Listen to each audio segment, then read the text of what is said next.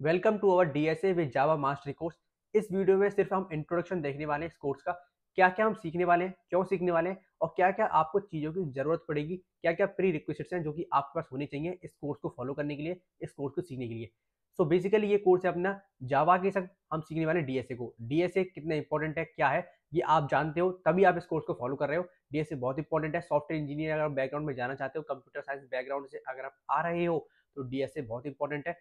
Colleges में भी पूछा जाता है, कंपनीज में तो बेसिकली पूछा ही जाता है, इसलिए आप इसको सीख रहे हो।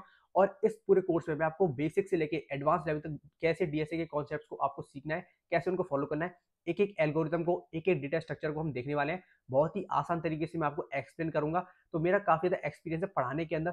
ठीक है, मैं आपको इतना आसान तरीके से पढ़ाऊंगा कि आपको सब कुछ समझ में आ जाएगा। ठीक है, तो यहाँ पर सबसे पहले हम देखते हैं स्टेप वन अपना जो होगा वो होगा, सबसे पहले अपन को सीखनी होगी एक लैंग्वेज जो कि होती है अपनी एक प्रोग्रामिंग लैंग्वेज, जिससे कि हम अपने कंप्यूटर से बात कर सकते हैं। ठीक है, किसी भी डीएसए कोर्स को जब आप फॉलो करोगे तो वो कोई ना कोई प्रोग्रामिंग लैंग्वेज से आपका स्टार्ट कराएंगे, चाहे वो सी प्लस प्लस हो, चाहे वो जावा हो, चाहे वो पाइथन हो।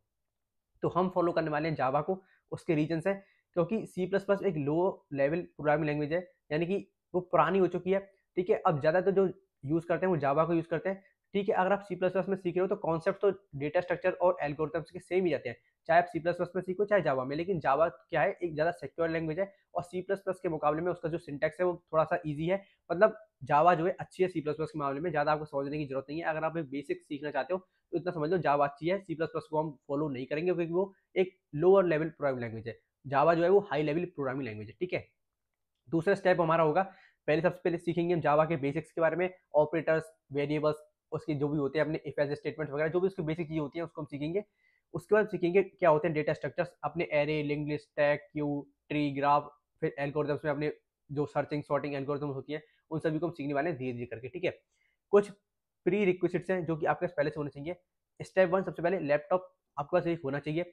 बहुत सारे लोग कहते हैं कि आप फोन से भी कोडिंग कर सकते हो, कुछ ऐप्स प्ले स्टोर पे आपको मिल जाएंगी जो आपको फोन से कोडिंग करने में आपको मदद करते हैं, लेकिन वो सब बेकार है। अगर आपको सच में जेन्युइन, अगर आपको एक जॉब चाहिए, अगर आप सच में कॉलेज के लिए प्लेसमेंट के लिए तैयारी कर रहे हो, ठीक है, तो आपको एक लैपटॉप आपके पास होना चाहिए। ज्यादा आपके पास हाई एंड का ना हो तो 30-40 हज़ार का अगर आपके पास लैपटॉप है जिसके पास 8 GB रैम हो, ठीक है, और 512 की आपके पास एसएसडी भी हो तो आपका काम हो जाएगा। सेल अभी चल भी रही है दिवाली वगैरह की, तो आपको काफी अच्छी लैपटॉप मिल जाएंगे इस टाइम पर, तो ले लेना। ठीक है, और आपके पास एक इंटरनेट कनेक्शन होना चाहिए। इंटरनेट कनेक्शन क्यों? क्योंकि एक तो हमारी वीडियोस देखने के लिए आपको यूट्यूब पर हमको ये वीडियो आपको दे रहे होंगे, या आप किसी भी और प्लेटफॉर्म पे कहीं पे वीडियो देखो तो इंटरनेट कनेक्शन तो आपको चाहिए।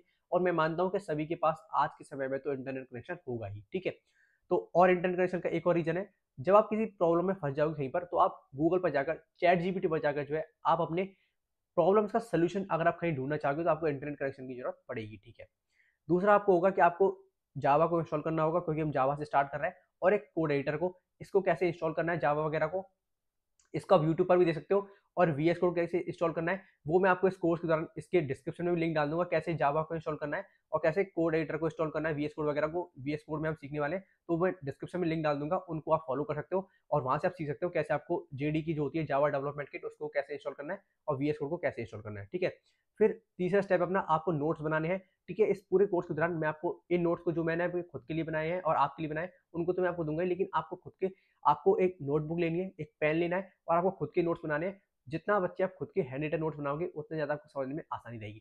तो ये छोटी सी इंट्रोडक्शन वीडियो थी, इसमें मैंने आपको बताया कि क्या क्या हम सीखने वाले हैं। ठीक है, और इस पूरे कोर्स के दौरान मैं आपको स्टेप बाय स्टेप सिखाने वाला हूँ कि कैसे हम जो है डीएसए को फॉलो कर सकते हैं, डीएसए को सीख सकते हैं जावा के साथ।